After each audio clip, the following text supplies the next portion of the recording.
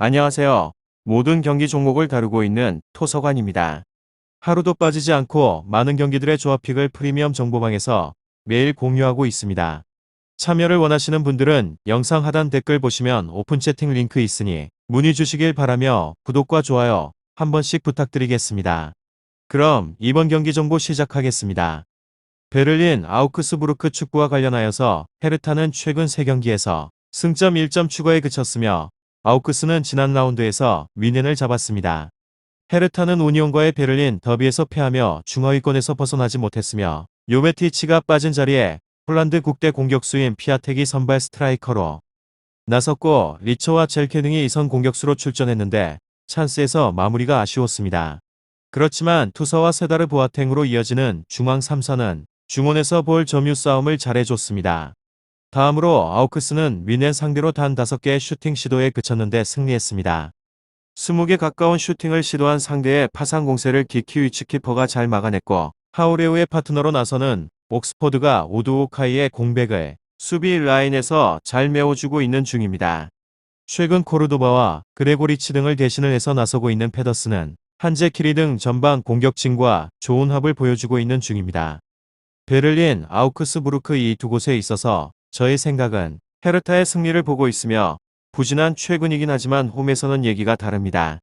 최근 홈 경기에서 글라드바흐를 잡았고 레버쿠젠을 압도를 하며 승점을 따내는 등 홈 경기력은 믿을만 합니다. 특히나 아우크스가 측면 공격의 강점이 있지만 키핑의 강점이 있는 3선 자원이 부족하기에 세다르와 투서 등이 충분히 경기의 주도권을 줄 수 있습니다. 요베티치의 한 방도 기대할 만합니다.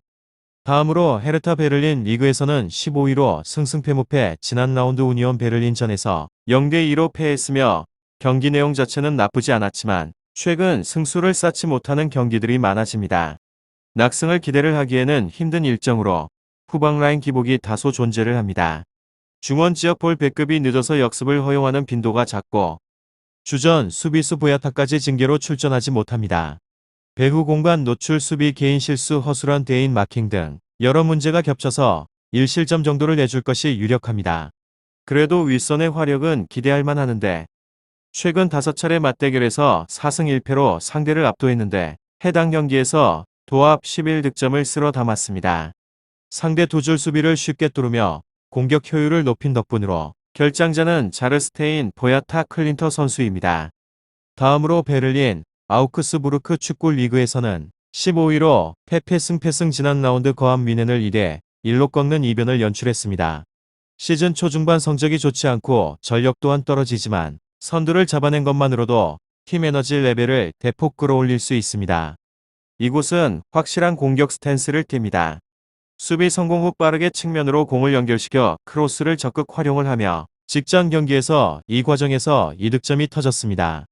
순위는 현재 15위이지만 리그 내 크로스 빈도로만 따졌을 때 중위권 순위를 유지를 하며 이들의 조직적인 공격이 그라운드에 묻어서 나온다고 예상을 해보게 되면 무득점은 아닙니다. 그러나 여기는 후방 라인이 다소 무른 곳으로 포메이션 아래에서 중앙 라인을 두텁게 만들고 있습니다. 그리고 볼란치의 압박 저하와 풀백 조합의 커버 플레이 부재가 겹쳐서 위기를 반복을 합니다. 결장자는 우두오카이 바르가스 바제 니더레어너 핀보가 손 선수입니다.